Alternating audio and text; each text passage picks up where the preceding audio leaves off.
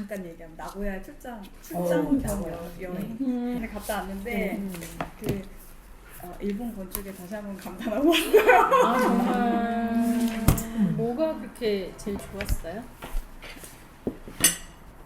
아니 그 유튜브 올려주신 거 있죠? 1시간짜리 일본 건축 네. 그거 재밌더라. 다니구치 요시오의 미술관에 갔다 왔어요. 아 정말? 거기에 그런 얘기가 나왔었어.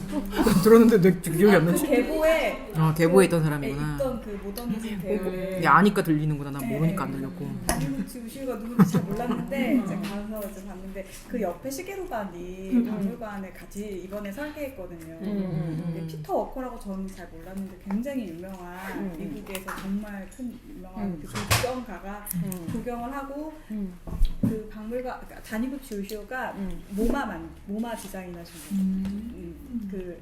그래서 되게 유명한 분. 95년도인가? 그래요. 근데 그쯤에 비슷한 시기에 이제 자기 자국에 지었던 시립 미술관인데 굉장히 모던하고 지금 봐도 굉장히 그러니까 그 당시 모더니즘 건축의 언어가 잘 되어 있는, 그러니까 세련되거나 구성이 특이하거나 그런 건 아닌데 당시에 지향했던 모더니즘의 어떤 정점에 있는 미술관 같은 시기예요. 그래서 앞에 전원도 굉장히 아름답고 내부의 공간 구성이나 이런 시퀀스도 굉장히 잘 되어 있어요. 그래서 그 건물 바로 옆에 시게루반이 이제 박물관을 하나 설계했는데 지역에서 생산된 자재 목재를 가지고 이렇게 또 목조로 이렇게 쫙 떠가지고. 나 이런 거 잘하지? 하고 이렇게. 아니 그거를 그 건물 다니구치 요시오를 보기 위해 자비로 시게루반을 보기 위해 자비로 갔다 옆에 있는 다니구치 요시오의 건물도 보고 그리고 이제 자비로 그 누구냐 우동성 교수님이랑 같이 갔거든요. 우 교수님이 택시 타고 가면 여기 싸나것도 하나 있다는 게 조그만 거 그래서 가서 커뮤니티 그런 센터 같은 거 조그만 거 애들 공부하고 하는 거 이렇게 동글동글한 거 알잖아요. 그 특유의 거. 그 택시 10분 동안 잠깐 서 계세요 하고 10분 동안 택시 일본 택시 미터기 엄청 빨리 올라가는데. 근데 시간이 없으니까 그래서 찍고 왔는데 한 10분 동안 되게 재밌게 신나게 너무 많았었거든요. 가면 찍고 와야지. 어떤 일본 건축의 어떤 저력 같은 게 이제 교수님이랑 얘기하고 하면서 그러니까 안도다다오랑 그 얘기하자면 시게루반 같은 사람은 약간 이렇게 약간 뭐 다르죠. 쑥 떨어진 밑에서 쑥 떨어지는 뭐 이런 계보가. 그런데 그거 외에 이제 사다를 비롯한 이런 계보들이 쫙 있고 막 그거 저 이 책도 샀어요. 그전 그 저번에 언급하길래. 이거 별로라고. 아니 저는 엄청 재밌게 읽었어요. 그거 우리 근데 그년대 안 오셨을 때 네. 그때 얘기했던 책이에요. 그래. 맞아. 그래서 하여튼 뭐 근데 저는 그 유튜브가 진짜 너무 정리가 잘 돼 있다. 그래요? 그리고 재밌고 재밌지. 의외로 다 저도 들으셨구나. 운전하면서 다 들었어요. 나도 너무 재밌게 들었어. 동기 단톡방이 떠가지고 공유한 거였어요. 그 동기 중에 한 명이 이제 그걸 해서 거기에 참여하셔가지고. 아 진짜로? 그 동기 좀 만납시다. 그 주로 얘기하시는 분이 아니에요? 옆에서 거드는 분 아니면 여성분? 야마모토 3명이던데? LH 잘안 들었어. LH 아, 주로 진짜로? 얘기하시는 분일 거야. 아 진짜로? 네. 그분 되게 매력적이던데? 나 너무 재밌게 들었어요. 네, 남자분. LH에서 맞죠? 일하셨다는 분이잖아요. 그 걔가 모르겠네. 야마모토 리켄이랑 이걸 같이 했었다고. 그게 LH에서 일하는 게 아니라 작은 사무실을 다녀서 야마모토 리켄이랑 조인한 한국 사무소 아니에요? 그런 거였어요? 물어볼게요. 그 중에 누구냐 물어보고. 자기 신입 때 그래서 그 테라스 하우스를 설계를 했어서 이 사람을 또 만난 거야. 그래서 이제 후일담이 있었고 그랬더니 근데 나는 그거 팟캐스트에 공모 좀 같이 들으면서 하자고 전화할 때. 저기 나만 안 들었구나. 난 공유가 안 들었어. 우리 재밌다고 공유한 거 아니었어? 영어로 전화해봐. 너무 생각났어. 근데 나 그래서 이번에 이 책 읽고 그거 듣고 뭐 일본 뭐 그런 그 뭐지? 그 일본의 그 유튜브 있잖아요. 일본의 일본 건축 유튜브 있는데 어쨌든 그래서 이제 그거랑 그 전후 일본까지 이번에 읽었는데 내가 그 책을 읽을 때마다 그리고 저 책도 읽었는데 그걸 느낄 때마다 내가 들었던 감정을 이 사람이 되게 그 유튜브에서 정확하게 얘기해줬는데 그 볼 때마다 얘네는 이렇게 잘나고 잘났어. 근데 우리가 일본 건축 대단하다고 느껴도 돼? 그리고 우리랑 같이 힘든 시대에 얘는 발전했잖아. 이제 그럴 때 느끼는 그런 불편한 감정 때문에 이게 굉장히 보고 들여다볼 거 많고 시대별로 이게 얘네 되게 기조가 있고 되게 계보가 있는데 보기를 이렇게 저하게 되는 거지. 그래서 그래서 너무 몰랐다. 근데 이번에 그 전일본 이거 그래서 그냥 그런 가치 판단들을 내려놓고 그냥 이거만 보면 진짜 일본 건축이 볼 게 많고 너무 공부를 안 했구나 그런 생각 들었어 진짜. 그쵸. 한 10번은 더 가야 돼. 사실. 진짜. 저는 한 번 갔다 오지 않았어요? 전 10번 넘게 갔다 오긴 했어요. 어디를 갔다 왔어요? 저는 근데 저는 진짜로 무슨 그 뭐죠? 그 쫑쫑쫑쫑쫑 그 루버 뭐죠? 갑자기 생각이 안 나. 작은 건축 구마겐코.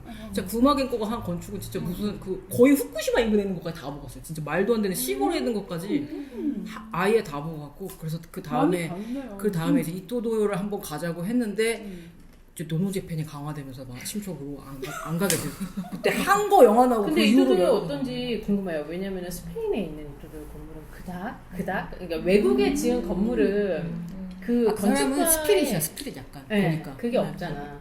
영혼이 없잖아. 외국에 지은 건물. 그 전일본 건축 보니까는 그 뭐죠 센다이 비디오테크 그거는 뭐 혈관 오가닉이고 그 토주는 무슨 약간 숲이고 약간 그런 자기의 스토리 그러니까 오랫동안 건축 못 짓다가 약간 그런 스토리들이 아니더라고요. 그래서 그 사람과 한번 보면 재밌겠다. 왜냐면 저 전일본 건축 그 책을 이토도요부터 읽었거든요. 앞에는 못 읽겠더라고요. 그 단케이 겐조랑 옛날 거는 못 왜 읽겠더라고요. 되게 재밌어요. 에? 아 그래? 읽어보겠습니다. 또 다시 마음을 다잡고 일본 옛날 얘기는 진짜 못 읽겠더라고. 마음이 안 좋아. 그래. 그런 거구나. 이게 머리 안 왜냐면 그 좋아. 메타볼리즘이 사실은 그 아키그램 메타볼리즘 이게 우리나라 막 90년대까지도 계속 영향을 주잖아요. 그러니까 그래서 그 시점에 좀 열심히 또 공부하실 때고 해서 그때가 되게 저는 제가 학부 다닐 때 96학번 선배가 졸업 작품을 메타볼리즘이라고 제목을 써서 판대를 붙인 거였어요. 그래서 내가 그럴싸하잖아. 1학년 때에서 내가 메타볼리즘이 뭐야? 그랬더니 나를 굉장히 무식한 그래요? 일단 이 집 모르면 우린 다 무시해. 몰라? 그래서 내가 뭐야? 이렇게 치면 산으로 치면 이게 신진대사 이런 뜻은 신진대사인가? 그랬더니 너랑 대화 못하겠다. 약간 이런 얼굴로 나한테 약간 이렇게 무식하니? 약간 이렇게 쳐다보면서 그 메타볼리즘이라는 말이 잊혀지지 않는데 메타볼리즘 한 사람 메타볼리즘 모를 수 있어. 잘 모르는 그거 만든 사람도 모를 수도 있어. 약간 나도 저 너무 겉멋으로 붙였는데 나는 너무 그거 좀 그게 강렬한 신진대사고 이게 살아서 움직이는데 약간 이게 그냥 리노베이션? 약간 뭐 개소리라고 생각했는데 진짜 처음 듣고 되게 그 이론을 듣고 약간 되게 개소리 아니야? 약간 이런 약간 과대망상 아니야? 약간 이렇게 생각했었는데. 근데 전후 일본 건축 그 책은 앞부분이 진짜 재밌는 게 아 그래요? 네. 근대를 맞는 일본 건축가들의 생각과 네, 그리고 미감. 근데 그걸 좀 읽어 놓으면은 꼭 건축뿐만이 아니라 다른 장르에서도 계속 거기에 나온 단어를 일본 반복해서 콘텐츠. 쓰더라고. 아니, 일본 사람들의 그러니까 일본 미학에 대한 얘기가 되게 큰 도움이 됐어요. 시작할까요? 시작한 것 같아요. 책에 대한 얘기는 잘 한마디도 안 했는데 일본 얘기. 그래서 어쨌든 그런 그 계보들을 쭉 이제 읽었고 우리가 뭐 근현대 건축 그 벽돌집도 하나 읽었잖아요. 그래서 어쨌든 우리 이 야마모토 리켄이라는 거는 그리고 공간제도 살짝 다뤘더라고 이번 달에 야마모토 리켄은. 그래서 그 야마모토 리켄은 그 어쨌든 우리 이 근현대에서 최근까지 오는 시기의 집의 기조는 프라이버시를 만드는 기조잖아요. 자본주의와 함께 프라이버시랑 익스클루시브, 배타적이고 프리미엄, 나만 돼. 약간 이제 이런 거를 더 고도화되는 그런 과정 속에서 그거를 역주행하는 거잖아요. 근데 진짜로 제 링크 유튜브 제가 본 건 혹시 느린 건 혹시 보셨는지 모르겠는데 그 강남 하우징 그 아파트 그 아파트 영상에 보면은 댓글에 진짜 그 현관문을 유리로 만든 거에 대한 그 비난이 진짜 장난이 아니에요, 진짜로. 그렇게까지. 그래서 그리고 서로 우리가 이제 기조가 당연히 집이라는 건 프라이버시가 강화될수록 좋은 집, 고퀄리티의 집이라고 지금 다 생각하니까 대중이. 그래서 그런데 이제 집이 동간에 마주보게 만든다는 것에 대한 비난. 그리고 강남 하우징 같은 경우는 임대잖아요, 심지어. 근데 우리는 임대를 살 때 사람들이 내가 거쳐가는 집이 내 마지막 집이라 생각 안 하잖아요. 우리는 다 집이 돼야 삶이 완성되는 거니까. 근데 내가 여기서 지나가는 잠깐의 나의 암흑기인데, 나의 흑역사인데 여기서 내가 커뮤니티를 만들어? 약간 이런 상황 속에서 더 망하는 것 같아, 그거는. 더 안 좋게 생각하는 것 같아. 그래서 임대인들끼리 커뮤니티를 만들라고요? 막 이런 악플이 되게 많아. 네, 야. 네, 그런 관점이 있더라고요. 내가 그래서 그거는 그렇게 써놓은 게 아니라 그런 것들을 보니까 사람들이 임대라는 삶을 이건 진짜가 아니다. 그러니까 진짜 내 삶은 집을 샀을 때 가족들이 편안한 내 삶이 따로 있고 이건 내 진짜 삶이 아니다라고 생각하는 정서가 기본적으로 우리나라에 있는 것 같아요. 1인 1주택 여기서 뭐 얘기하듯이 반대 개념이잖아요. 그렇게 있는데 분당주택 같은 경우는 자가잖아요. 자가니까 커뮤니티에 형성되고 그 유튜브에서도 말했다시피 투명하게 하니까 거기다 과시하고 싶은 스피커라든지 좋은 가구들을 내보이면서 그런 부유한 프리미엄 커뮤니티에 형성돼서 그거 잘 돼서 뭐 10년 있다 불러서 파티를 했다면서요. 건축가를 불러서. 그러니까 참 이게 어쨌든 내가 만약에 이런 걸 시도를 계속하고 내가 이런 이론을 확실하게 갖고 있어서 했다가 사람들이 유리 현관문에듯이 이 정도로 비난을 받으면 내가 가고 있는 게 맞는 게 진짜 바보짓한 거 아니야? 이런 생각을 할 텐데 어떻게 이렇게 시대의 생각과 역주행을 할 수 있는지 이 사람은 그게 되게 대단하다 생각하더라도 지금 어쨌든 지어놓은 건물이 뭐 무슨지는 잘 모르겠지만 저는 그 생각이 되게 많았어요. 그래서 우리가 뭐 스티브 잡스가 스마트폰을 개발한 게 거의 우리 삶의 패러다임을 바꿨고 저 콘크리트가 나오면서 그런 건축이 나오면서 또 한번 바꿨잖아요. 그래서 이 사람이 지역 사회권을 잘 다시 하면 우리 자본주의의 문제점을 한번 역주행시킬 수 있는 정도의 이게 파급력 있는 게 아닐까라는 생각을 저는 하긴 했어요. 내가 왜 이렇게 말 많이 했네? 저는 이제 뒤에 판교하우징이나 강남하우징 그때 강남 그 세고 이름 뭐였지? 보금자리에 아시는 분이 산대요. 그래서 얘기했어요. 그 3단지에? 실제 그 집에? 몇 층에 살아요? 13층에 산대요. 그래서 영구 임대래요. 근데 이제 그래서 뭐 좋냐 했더니 어쨌든 다 문은 다 가려놨는데요. 100%. 하여튼 그래서 이제 막 앞 복도식으로 이렇게 돼 있고 이렇게 들어가고 근데 그냥 자기가 그러니까 저는 친구 얘기를 전해 들은 거예요. 근데 자기가 운전해서 갔을 때는 그냥 빽빽한 아파트 이렇게 지하 주차장 들어가고 그래서 그 집에 뭐 올라갔다 가족의 공간이니까 왔다 갔다 특이하다고는 또 생각 안 하고 그냥 아파트겠거니 그러니까 우리가 일상 생각하는 그 아파트에 그냥 그런 거 있잖아요. 영구 임대 아파트의 어떤 그 전형적인 그냥 뭐 그게 그렇게 대단한 건가 이렇게 생각을 하는 것 같아요. 건축 전공한 친구도 아니고 하니까. 근데 저는 이제 이거 보면서 뒷부분에 판교하우징 보면 우리한테 앞에 계속 얘기할 때 2.4m 모듈에 높이는 2.6이고 그 작은 사이즈가 우리에게 준 어떤 장점이 있는 것 같다. 특이한 공간, 특이성이 있는 것 같다. 이렇게 얘기했는데 왜 이렇게 넓은 거야? 내가.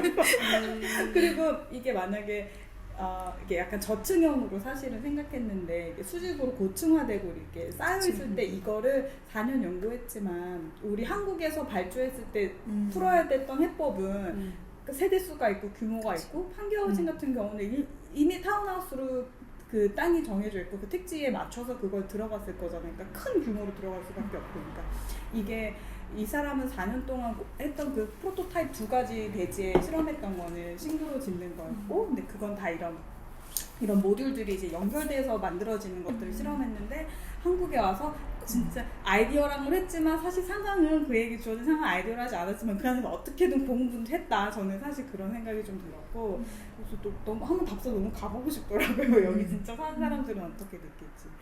근데 답사하는 사람들 좋아하는데 사는 사람들 안 좋아하는데 어쨌든 그 댓글이나 이제 사람들 리뷰 같은 걸 보면은 사는 사람들은 진짜 되게 싫어한다는 게 진짜 많았어요. 근데 참 그래. 그냥 관념에서 오는 거잖아요. 그게. 실제 이 물리적 환경이 나한테 주는 것에 대한 생각이 아니고 그냥 사회적인 거 아니면 뭐 내가 가지고 있는 관념 이런 데서 오는 거 아닌가 이런 분노 같은. 결과적으로 이 책은 건축 공간을 어떻게 바꾸자라는 거 이전에 사실 그치. 삶의 패러다임을 바꿔야 되고 공동체에 대한 개념을 바꿔야 된다는 말이 더 맞는 것 같아요. 그러니까 도시와 마을과 우리가 어떻게 살아가는 거냐, 그러니까 공유 경제 얘기 계속 하고 그리고 이제 사람들이 여기 막 밑줄치면서 읽었던 문장 중에 물건을 쌓여가지고 물건에 속박당하면서 내가 소유한 물건을 집안에 들여놓느라 이제 뒤에 인터뷰 대단해 가면 그냥 나와서 들었죠. 아 이거 내 얘기 같은데? 누구요 저요? 막 이런. 자기소개. 이상할 때 집이 자기소개가 책에 있네? 임대주택이라고 할 때 이제 쉽게 빼고 쉽게 넣고 이게 가능해야 돼. 그래서 저도 의아하긴 했어요. 임대주택이면 누가 관리하고 싶겠냐. 남의 건데. 내 자산이 아닌데.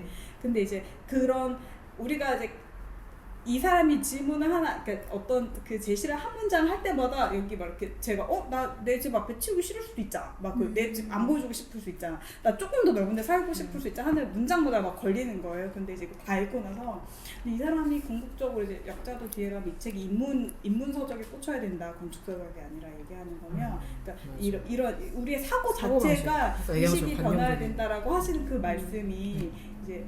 그러니까 우리가 진짜 달라져야 된다는 미래를 준비하면서 그런 생각이 근데 이제 달라져야 된다는 생각으로 달라지는 것 같지는 않고 우리가 예상치 못하게 어떤 사건들 뭐 코로나라든지 아니면 어떤 유행 또 뭐 모르겠어 그런 것들로 생각지 않게 사람들의 생각이 순간적으로 싹 바뀌잖아요.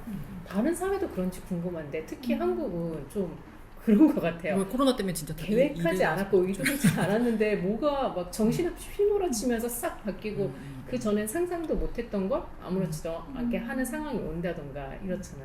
무슨 상황이어야 바뀌려나? 그래 나 여기다가 그걸 썼어요. 그래서 무슨 상황에 이거 바뀔까? 예를 들면 우리가 뭐 더 행복해야 된다 이런 당위 가지고는 아무 변화도 없을 거야. 뭐 에너지를 아껴야 된다?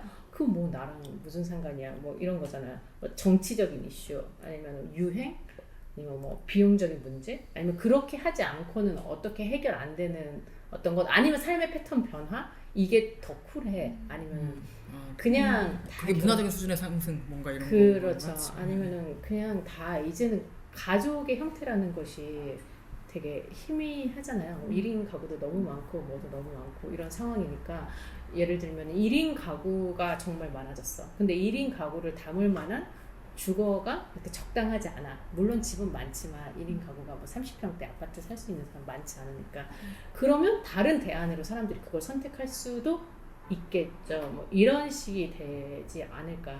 그러면 이제 그러니까 사실은 대학가 앞에 있는 뭐 원룸촌이라든가 그 닭장 같은 오피스텔 같은 거 있잖아요. 그러니까 맹그로브가 사실 그런 실험을 계속 해왔는데 그래서 제가 맹그로브를 나좀 살아봐 하고 막 들어가서 봤어요.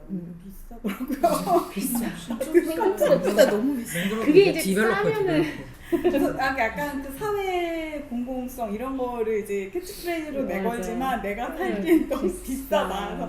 그래서 나도 내 짐이 있는데 내가 원하는 최소 면적이 있을 거 아닙니까? 그렇죠. 근데 그거를 다 넣으려고 생각하니까 그 거기서 제시한 유닛 중에 제일 큰 데쯤 들어가야 되는데 그럼 월세가 한 150은 넘는 거예요. 그리고 이렇게 주방도 없는 집에서 이렇게까지 못 살야 되는데 이런 생각이 드는 거예요. 근데 이제 누가 유튜브로 보내주잖아. 그 대박이잖아 거기. 28만 원인가 뭐 하여튼 엄청 싸잖아. 그래서 내가 아주 획기적으로 싸서 내가 막 4-50만 원 내고 고시원 사는데 그거보다 훨씬 나은 환경이고 근데 주방은 좀 공유해도 괜찮고 이렇다면 그렇다면 진짜 살아볼 수 있겠다. 그리고 막 지금 막 즉흥적으로 든 생각인데 나 혼자 산다 같은 프로그램에 또 가난한 연예인들도 많이 나오잖아요. 사실상 물론 다 성공한 사람 근데 예를 들어 그 사람들이 함께 모이고 하는 건 그 집 아니지만 그러니까 우리 드림하우스 같은 거를 나온상 같은 데서도 보여준단 말이에요. 근데 이제 그런 식의 어떤 자꾸 뭐 한강이 보이고 뭐 방이 한 2개쯤 있고 막 이런 집이 아니라 그런 거 금지시켜야 돼. 그러니까 그런 게 아니라 그런 것 때문에 출산율이 떨어져. 그게 사회 문제야. 근데 나 그런 프로 계속 하는 거 사회 문제라고 생각해. 보고 싶어 한대요. 그거랑 금쪽이 없애야 돼. 그렇게 하니까 사회 다 애 안 낳고.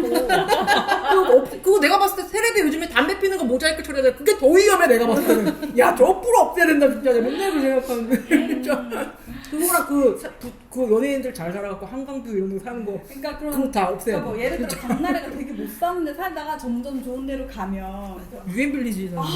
드디어 우리도 저렇게 막 그런 생각을 하게 되잖아요. 근데 그런 게 아니라 진짜 뭐 개그맨들 약간 어려우면 막 그 KBS 앞에 이런 아파트 같은 데 살았다면서요. 막 근데 숙소가 그냥 그런 거 이렇게 가감없이 차라리 그런 공동체 안에서 어떻게 잘 사는지 같은 걸 보여주는 롤모델이 연예인이 아니더라도 그런 게 좀 있다면 오히려 우리가 좀 다른 시각을 좀 가지게 되고 또 그건 사실 진짜 이제 20대나 30대 초반에 지금 딱 그 사회에 딱 나가서 내 집이 필요하지만 돈은 없는 진짜 남 얘기 같지 않지만 그런 사람들을 위한 그런 주거에 대한 그러니까 내가 죽을 때까지 집을 사지 않아도 된다. 그러니까 공유라는 느낌보다 그냥 내가 집을 소유하지 않아도 된다. 라는 것이 그걸 줘야지. 네, 힘을 줘야지. 그런 희망이 있어야 저는 살 수 있을 것 같다는 생각이 좀 들더라고요. 그러니까, 맞아요. 그- 건강에 해로워. 그러니까 저도 사실 내 집을 살 수 있다는 꿈은 이미 진작에 버린 것 같은데 나 벌써 몸이 아픈 것 같아. 스트레스 받아.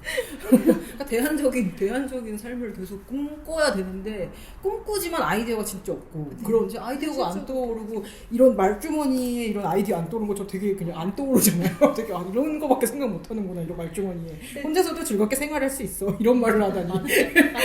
진짜 상상력의 부재다. 그 1가구 1주택에 대한 얘기도 하면서 이제 항상 들어가는 비율이 노령화율에 대한 비율이 들어가잖아요. 그래서 저는 약간 노령화 시대에 어떤 게 이제 나이 들었을 때 혼자서 할 수 없는 일들 뭐 모여서 해결한다거나 하는 것들에 대한 생각을 하면서 다들 좀 그러니까 지금의 시스템에서 살아가는 나이 드신 분들의 경우에는 좀 고립돼서 생활하는 것에 대한 좀 두려움이 있고 도움받을 때 가까이 뭐 도와줄 수 있는 사람이 가까이 있으면 좋겠지만 만약 그렇지 않은 사람들의 경우에는 약간 이런 그 공동체에 대한 것들에 도움을 받을 수 있으니까 그런 게 유지되고 서포트 받으면 참 좋을 수 있겠다.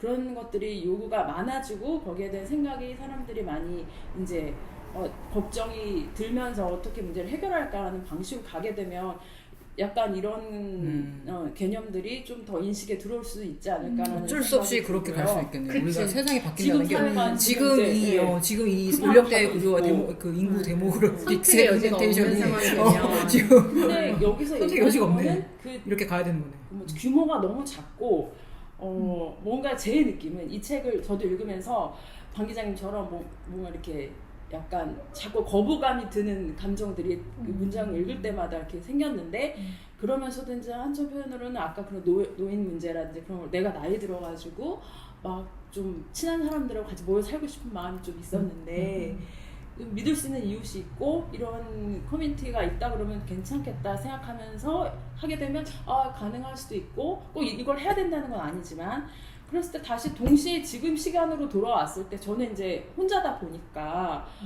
지금 생활에서도 가능할 수는 있는 거구나 개념적으로 생각해 봤을 때 그런 생각도 하면서 그런 생각 갑자기 이제 제가 하려던 얘기가 갑자기 저희가 누구랑 같이 사는 경험 같은 거가 두 개 생각나는데 하나는 저 이제 바르셀로나 있을 때 거기는 그때도 예전에 한번 말씀드렸었는데 바르셀로나 집 자체가 커요. 그냥 유닛이. 그래서 원룸을 만들 수가 없는 도시 구조예요. 그때 설명드렸었잖아요.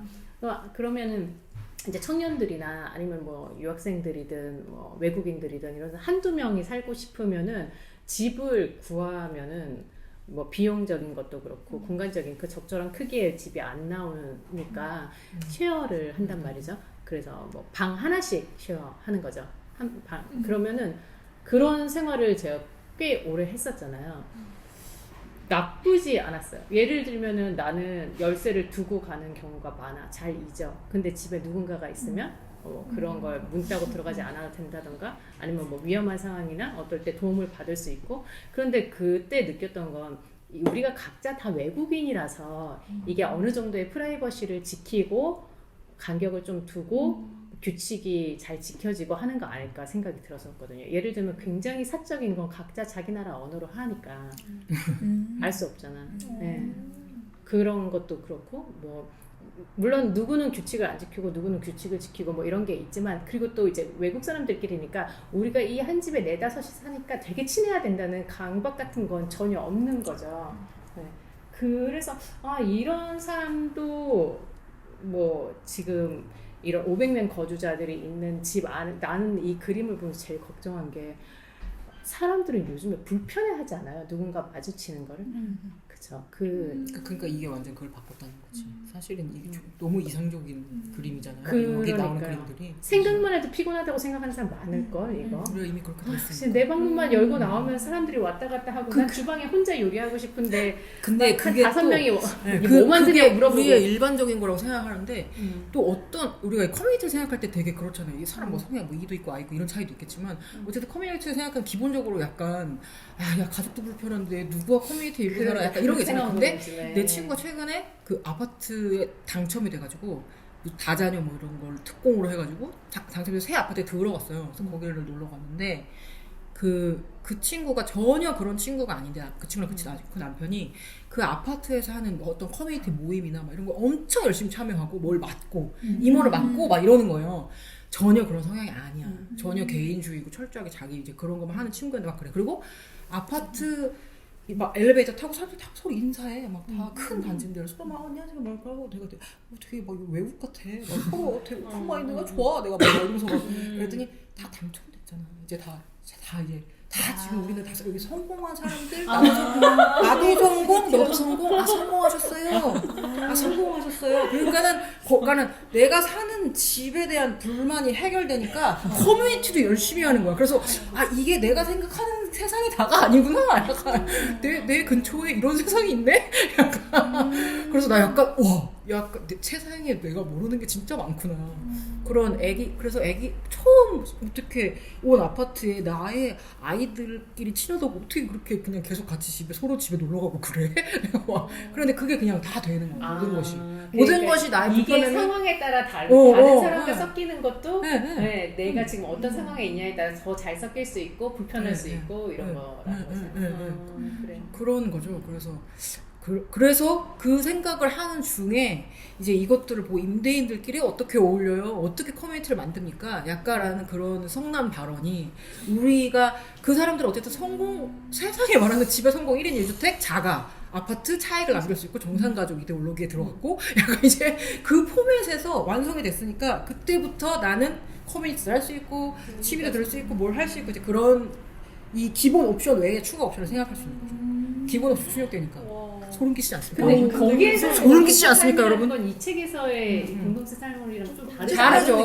근데 요즘 시대에 만들어질 수 있는 커뮤니티란 이런 왜 그거 있잖아요. 앞나가리나 그거 뭐 있잖아. 행복의 뭐 각 곡통의 모습은 다 여러 가지지만 행복의 모습은 다 똑같다. 이거 보면서 맹도르브랑 뭐 로컬 스티치 이런 데가 비슷하잖아요. 근데 딱 그 말이 맞는 것 같아요. 로컬 스티치가 내가 좀 협업하고 싶은 크리에이터들이 거기 살아. 그래서 나도 살고 싶은 것도 있잖아요. 당첨한 사람들처럼 좀 괜찮은 크리에이터들이 사니까 나도 거기 가서 그 일원이 되는 느낌으로 하는 거지. 이거랑은 좀 그렇지. 완전 다른 얘기. 근데 저는 이 개념이 너무 좋았던 게 사람들이랑 지내는 게 어렵긴 한데 저는 이렇게 인사하는 관계들 그냥 제 삶 자체는 너무 외롭단 말이죠.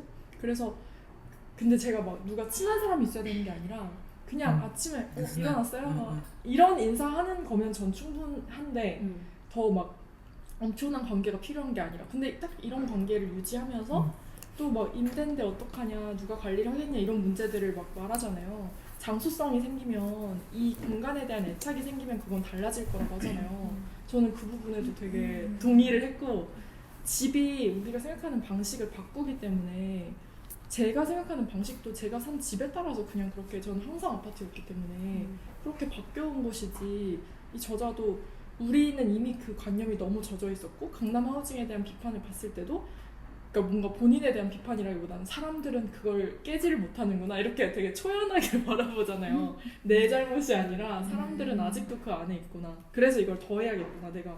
그래서 저는 이런 집이 뭔가 어떤 사건이 생겨서 우리가 모두 그런 걸 필요로 할 수밖에 없다기보다는 이런 집에 살아보는 경험들이 생기면 바뀔 것 같아요. 근데 이런 시도가 꽤 많이 있었잖아요. 이거 10년 전 책인 거잖아요. 그리고 10년 전에 우리나라에서도 이 이슈, 서울에서도 라고 얘기해야 되죠.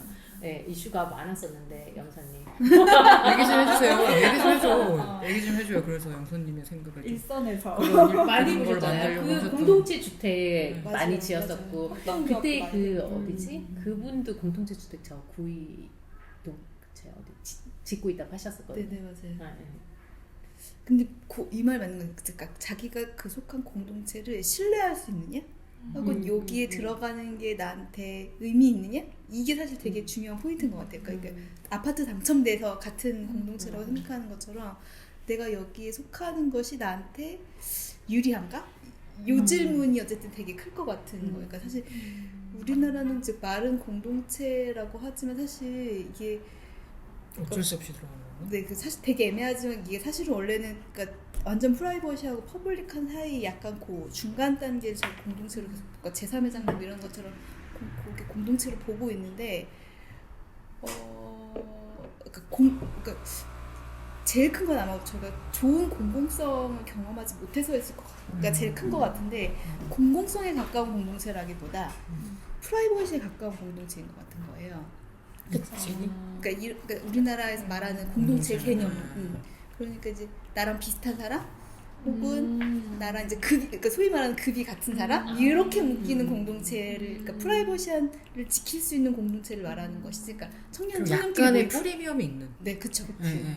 속하는 것이 부끄럽지 않은 약간 그런 느낌. 그러니까 이게 속한다고 얘기하는 게 여기서 얘기하는 건 다양성이나 약간 뭐 컴플렉시티라고 해가지고 막 이렇게 섞이고 이런 것들을 계속 얘기하는데 저희 나라 공동체는 그게 아니라 오히려 더 동질성에 훨씬 더 가까워지는 느낌? 그러니까 저는 그거 완전 반대 개념. 무엇을 목적으로 모이게 하는가, 목적이라고 하면 너무 거창하니까 무엇을 공유 가치로 삼아야 하는가가 중요한 문제가 될 것이다. 그 대담주를 읽어보면. 근데 이 책도 고민을 진짜 많이 한 게 그렇게 모이면 꼭 막 규칙을 너무 많이 만들면 종교 집단처럼 될 수 있으니 내가 언제 같은 들락날락 할 수 있어야 된다. 뭐 이런 것까지 해서 이거 처음에 너무 이상적이다가 난 되게 고민 많이 했다 생각했었거든요. 이 책이. 그런 의미에서 협동조합을 안 한다고 딱 확실하게 한 것도 계속 사람들 왔다 갔다 할 수 있게 그 공동체랑 다르게 하려고 하는 것 같은데 협동조합이라는 근데 정확하게 거는 근데 그래서 공동주택을 만드셨던 거예요? 아니요. 그 많이 커뮤니티를 보셨잖아요. 만들었어요. 관찰을 많이 하셨잖아요. 어때요? 조사를 했던 거예요? 생각보다 그러니까 뭐라 해야 주변에 되지? 막 하시는 분이 많았어요. 이게 같은 또래 아이를 키우는 사람들, 뭐 이렇게 아니면 청년들 이렇게 같이 이해관계가 명확하게 비슷한 집단끼리는 돼요. 공동육아 가능하고. 네, 맞아요. 근데 이게 다른 사람들끼리는 안 돼요. 우리나라는 이상하게 잘 안 되는 것 같아요, 전체적으로. 근데 그게 분명하게 들어가면 경제적인 문제나 이런 거에서 이렇게 틀어지잖아요. 네, 맞아요. 그러니까 누가 더 많이 저녁 면접을 가져가냐부터 시작해가 진짜 그런 프랙티컬한 문제가 있다 뭐 얘기를 들었어요. 그래서 맞아요. 협동조합으로 하고 시작해도 해서 안 되고 좋은 사람들끼리 모여서 하자고 했는데 파토나고 그게 이제 그런 어려움들이 실질적으로 누군가는 손해 봐야 되는 게 있대요. 근데 이제 그게 안 되죠. 그러니까. 그 아파트 단지랑 비슷할 것 같아요. 그러니까 우리나라는 이제 이게 사실 프라이버시에서 퍼블릭으로 가는 단계로 공동체가 있어야 되는데 그게 아니라 퍼블릭을 사유화하는 과정으로 공동체가 약간 있는 느낌? 약간 반대 개념. 그래서 이제 지원금 안으로지 밖으로 열기 위한 공동체가 아닌 결국은 게 게이트 커뮤니티라는 생각이 계속 드는 거예요. 그러니까 이게 맞아요. 아파트 단지가 아니어도 돌아서서 무슨 타운하우스 거기도 게이티드 커뮤니티고 개방 안 되는 거잖아요. 그리고 이게 동네 어떤 마을도 결국 시골에 가도 게이티드 커뮤니티잖아요. 어마어마하잖아요. 거기는 정말 약간 양평 뭐 이런 데 가면 막 경험할 수 있다면서요. 최정점에 있는 게이티드. 상당히 우리가 배타적인 사회에 살고 있다라는 거를 역으로 그러니까 이 문장들이 그래서 읽으면서 계속 이렇게 안 될 텐데 그렇죠. 안 될 텐데 이런 생각을 하면서도 근데 이제 제가 희망을 약간 느낀 건 그러니까 이게 아까 말씀드린 것처럼 뭐 대안이 필요하고 그게 가능하다고 하는 게 어딘가에서 실현되면 좋겠다. 근데 이제 여기서 고민했던 게 왜 그 3기 신도시 할 때도 항상 신도시 계획에서도 아파트 단지를 만들지만 그 안에 사람들이 체류하고 머물면서 살기 좋은 도시가 되려고 하면 자족 도시가 돼야 되고 일과 직장이 멀어서는 안 된다. 너무 멀리 이동하는 건 안 된다. 그러니까 서울까지 막 급행 타고 1시간 가야 이제 강남에 도착하고 이러면 안 된다는 거죠. 근데 이제 이 도시 안에서 이제 경제 활동이 가능해야 하고 그 경제적 어떤 공동의 합의가 있는 경제적 공동체로서 이 사람들이 소소한 일들을 할 수 있어야 된다. 그러니까 아까 얘기하셨을 때 초고령화 사회라고 했잖아요. 그러니까 예를 들어 내가 나이를 먹는데 나를 써줄 곳은 없지만 내가 여기에서 머물면서 내야 되는 월세가 뭐 50만 원이라고 하면 그 돈을 이 커뮤니티 안에서 어떤 활동을 통해서 내가 그걸 이제 수익을 창출할 수 있거나 혹은 이제 그 금액을 면제받을 수 있거나 한다고 하면 약간 지속 가능할 수 있지는 않을까 이런 생각을 좀 하게 되는 거예요. 그러니까 제가 일본이나 이런 데 갔을 때 작은 소도시 여행도 많이 가는데 그런 데서 사람들이 되게 좋아하는 게 작은 가게들이 쫙 이어져 여기서 이 사람도 장인 같고 저 사람도 장인 같고 그러니까 여기는 빵을 팔고 뭐 여기는 뭐 뭘 고치고 막 이런 장면들을 쭉 보여주잖아요. 근데 이제 그런 생각을 하면서 제가 어렸을 때 이제 산동네 같은 데 가면 이렇게 담배 같은 거 파는데 그러니까 집에 창문만 하나 내서 엄마 그러면 이제 줬단 말이에요. 토큰도 팔고 옛날에는 진짜. 근데 생각해보면 약간 우리도 약간 그런 거 있었던 것 같아. 슈퍼 안에 들어가면 살고 있고 막 이러잖아요. 그러니까 뭔가 경제 활동이 가능하게 한 그러니까 그런 반 공공적 스페이스가 내가 나만의 사유를 위한 게 아니라 뭔가 그런 경제 활동을 위한 공간을 쓸 수 있다. 예를 뭐 이렇게 그 단독주택을 이렇게 개조해가지고 빌라 지을 때 1층을 근생으로 바꿔서 거기 카페를 임대하잖아요. 약간 그런 개념이라면 만약에 내가 그런 경제 활동을 가능할 수 있게 하는 그러니까 스티븐 잡스의 뭐 창고 같은 게러지 같은 공간이 만약에 그런 것으로 주어진다면 그럼 살짝 가능성이 있을 수도 있겠다. 그리고 그 안에 그런 경제 활동들을 하는 클러스터들이 조금 더 이렇게 많아서 서로가 서로를 소비할 수 있는 진짜 자족 도시 같은 형태의 자족적인 커뮤니티가 형성이 될 수 있다고 한다면 그럼 조금 가능성은 있을 수 있겠다. 이런 생각은 한편으로 들었어요. 근데 이제 다만 초고령화 사회를 이제 진입하는 이 사회의 그림을 그리면서 제시한 그림 안에 상층부로 모듈이 이제 수직으로 겹쳐질 때 상층부로 올라가는 방법은 사다리밖에 없어.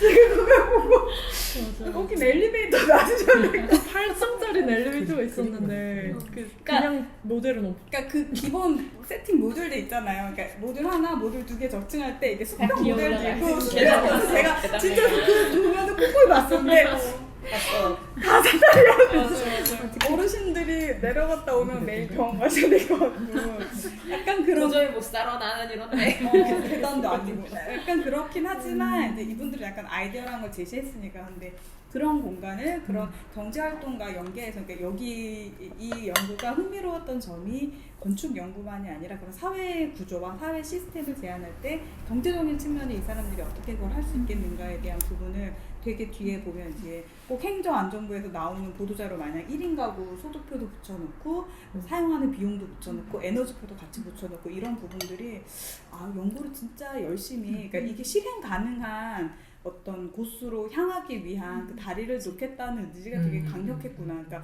그런 생각이 드니까 프리츠커상 받을 만도 하네. 약간 이런 생각. 모든 사람이 의심의 눈초리로 바라보잖아요. 이 뭐 한 문제 한 문장이 말이 돼? 말이 돼? 이거 다 내가 대학교 1학년 때 생각했던 거야. 막 약간 이런 느낌으로 처음에 약간 읽었는데 어쨌든 진짜 말씀하신 것처럼 그러니까 이게 레벨이 되게 다양한 그래서 저는 되게 방제 계획 같은 부분도 재미있었어요. 그러니까 소방 계획이 우리는 건축가들은 소방법 차가 들어가야 된다. 소방법 때문에 우리가 건물을 아름답게 지을 수 없다고 막 그랬거든요. 그 창도 막 이렇게 유리를 쫙 붙여놓으면 거기 막 빨간 스티커 붙여야 되고 이게 뭐냐고 막 떼고 싶다고 막 그랬고 그랬는데 이제 이걸 보면서 이게 계획의 인간적인 관점에서 접근하는 거고 방제라는 것 또한 이 계획의 일부로서 바라봐야 한다는 이런 태도를 봤을 때 이건 우리가 좀 약간 본받아야 될 부분이 아닐까? 이런 그러니까 우리가 지금 생각한 소방 성능 설계 이런 거 성능 심의 같은 거 생각하면 이제 무조건 차가 접안해서 그 사다리 올려야 되고 고층이고 어디라 들어야 되니까 실제로는 여기에 나오는 사례 같은 그런 골목 뭐 2m 이내 골목 같은데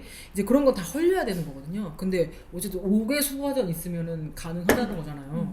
약간 그렇지 물이 필요한 거지 우리가 차가 필요한 게 아닌데 항상 그 차 때문에 설계를 다 바꾸거든 소방차 배치 때문에. 약간 인위적으로 만드는 이제 커뮤니티 아니면 500명 모이세요 해서 만드는 커뮤니티로 이런 걸 만들기는 어렵잖아요. 지역 사회권을. 그래서 사실은 여기도 그런 얘기가 나와. 이미 있는 지역에 이런 시스템을 적용하는 것에 대해서 얘기가 나오잖아요. 그래서 우리 동네에 과연 내가 이걸 적용할 수 있을까? 여기에서 나온 제안에 뭐 100개 중에 한 모르겠어요. 15개 정도 적용하더라도 가능하지 않을까. 네. 여기에서 이 사람들이 이제 굉장히 구체적인 그림을 그렸지만 이걸 100% 적용하는 것이 가장 이상적이다라고는 하지 않았을 거야.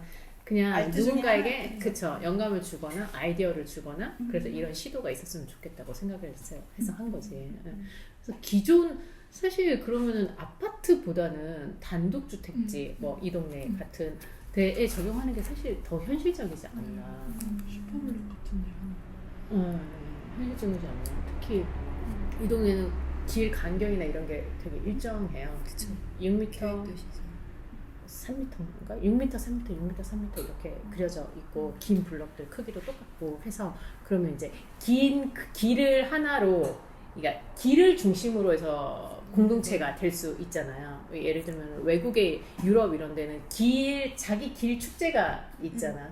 어제 한 길을 그러니까 그 블록보다 서로 마주보는 집들끼리 더 잘 알고 있으니까 그래서 그런 시스템 같은 거 그리고 이제 우리 동네 이 길에 사는 사람들 중 내가 생각을 해봤어. 할머니 할아버지들이 진짜 많이 사세요. 여기 처음 이거 뭐죠? 조성됐을 때 택지 조성됐을 때 한 30대였던 분들.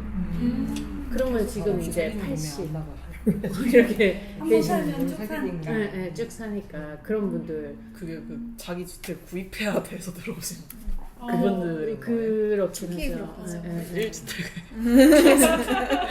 맞아 1주택을 이루신 분들. 근데 여기에 뭐 그런 거 하잖아요. 주택가인데 뭐 1층은 뭐 가게로 만들고 뭘 만들고 해서 네. 네. 진짜 해서 저층 하면 뭐 풍경이 주거지구나. 달라질 수 있지 않을까? 저층주거지 만이라도 뭔가 살릴 수 있잖아. 그러니까 조닝으로 나눠가지고 조닝 시험 보고 조닝 시험 보고 왔대요. 연대 조용히 그 진짜 저는 저층 주거지가 용도 복합이 혼합이 잘 돼 있으니까 딱 여기처럼 집이고 뭔가 가게 있고 이런 구조인데 여기서도 어린아이랑 노인들은 돌봄을 받을 수 있고 줄 수 있고 막 하니까 필요가 있는데 30, 40대는 어떻게 어필할 것인가에 대한 얘기가 나오잖아요. 그거에서 나를 계속 파는 계속 이 커뮤니티 활동하면서 나를 계속 홍보하고 내 어떤 경제 활동을 같이 하게 하면은 딱 저층 주거지에 여기도 카페 하시는 카페 분들 있어요. 이 동네 살면서 하면 좋잖아요. 되게 딱 직주 근접에 그 에너지도 보고 깜짝 놀랐어요.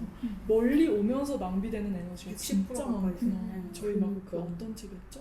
에너지 생산에 대한 얘기 했었던 리처드 세넷. 저 리처드 세넷이 이 책 보면 진짜 좋아하겠다.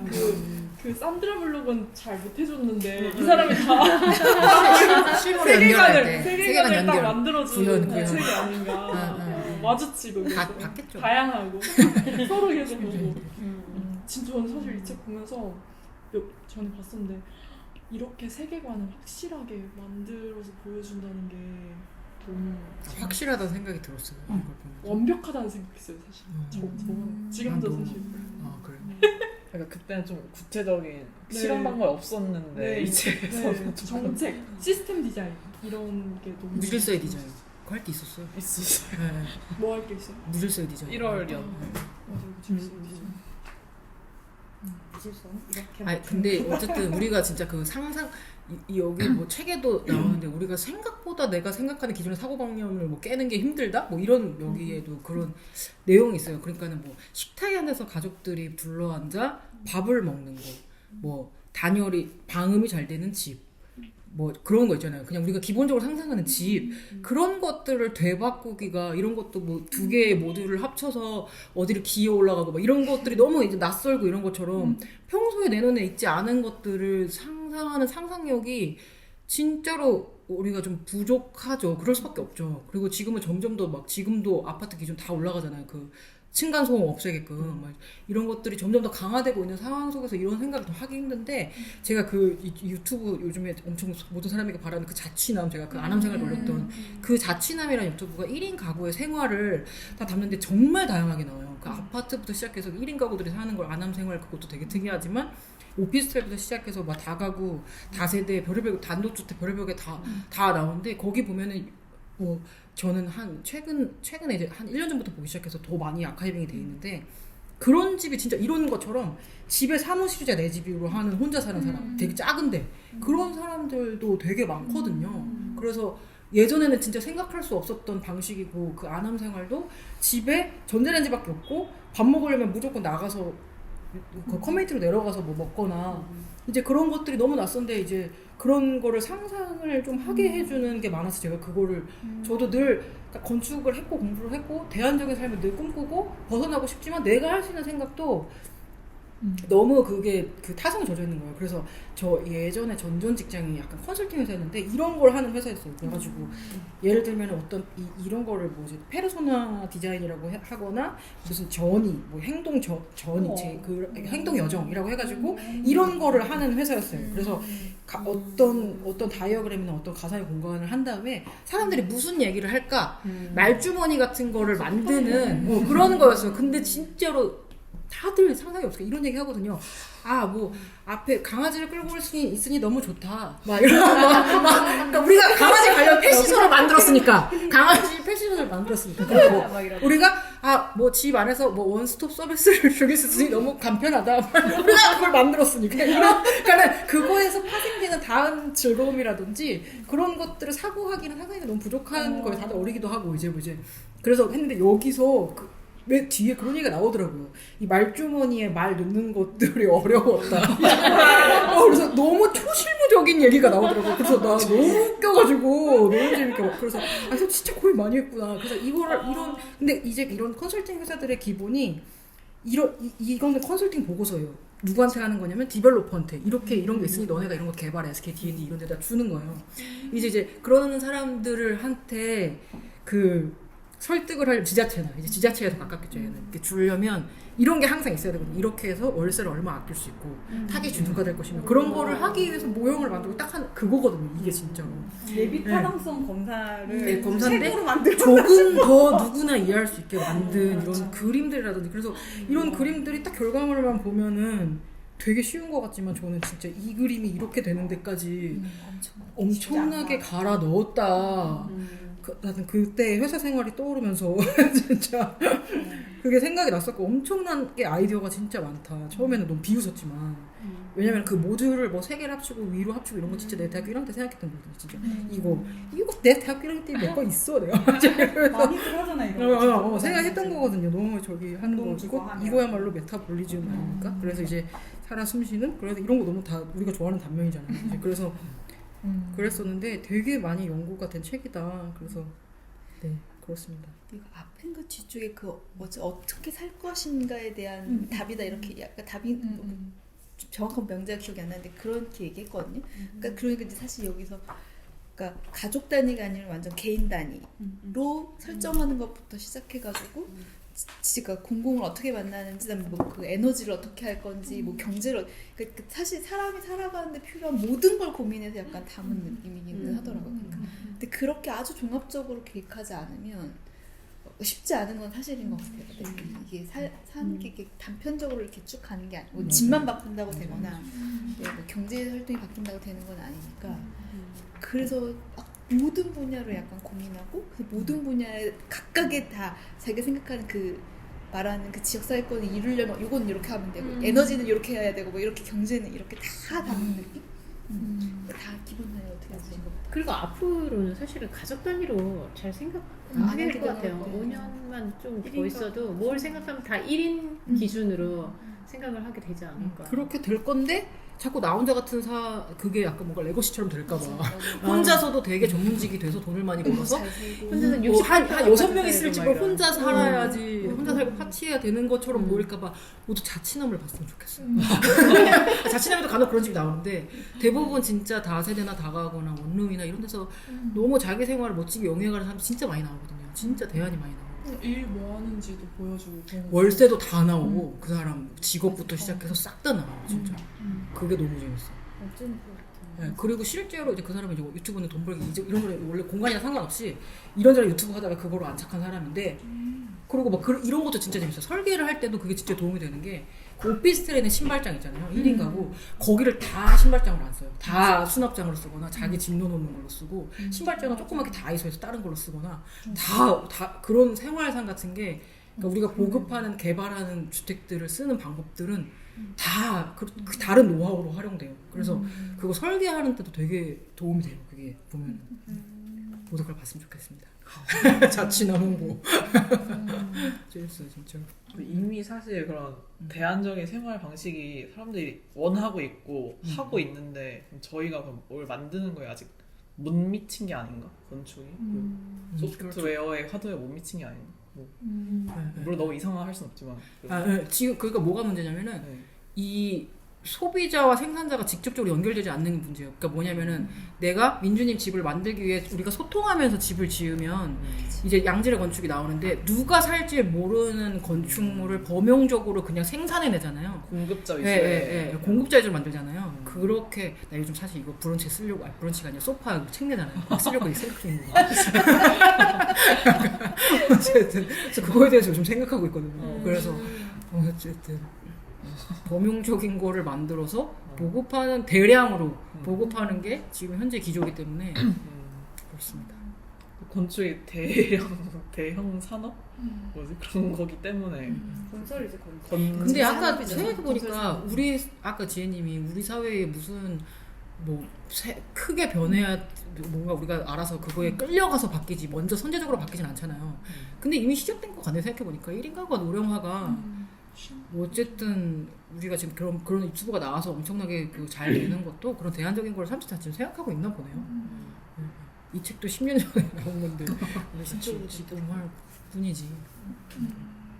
그러니까 사실 저는 건축이 그러니까 고정되어 있는 실체라고 생각을 저 안 하게 되는 것 같아요. 이제는. 그러니까 뭐냐면 사용자들은 계속 바뀌고 계속 거기에 맞는 자세 라이프 스타일에 따라 그 공간을 다르게 사용하고 그거를 바꿔 나가는 건 되게 자기 안에 자기 공간을 바꾸는 거니까 그 능동적인 변화인 거잖아요. 그 다양성이 가지는 게 되게 당연하고 맞는 건데 그런 걸 수용할 수 있는 하드웨어를 처음부터 이제 그 가변성까지 생각해서 어떻게 제공할 수 있을까가 이제 건축가들이 해야 되는 어떤 몫이 아닌가 이런 생각이 드는데 이제 얼마 전에 굉장히 크고 되게 잘 사는 고급 빌라 같은 데를 이제 답사를 갔어요. 근데 거기도 내부 공간이 엄청 한 베이가 3, 4m쯤 될 거 아니에요. 이런 되게 스페인 되게 넓고 한데 이 사람이 살고 싶은 방식에 맞춰 쓸 수 있게 내부를 가변형 평면을 줘서 벽 털고 싶으면 털고 그러니까 기둥식으로 바꿔서 벽 털고 싶으면 털고 뭐 붙이고 싶으면 붙이고 이렇게 할 수 있게 이렇게 구조를 짰다 이제 그런 얘기를 이제 건축가가 해주더라고요. 그래서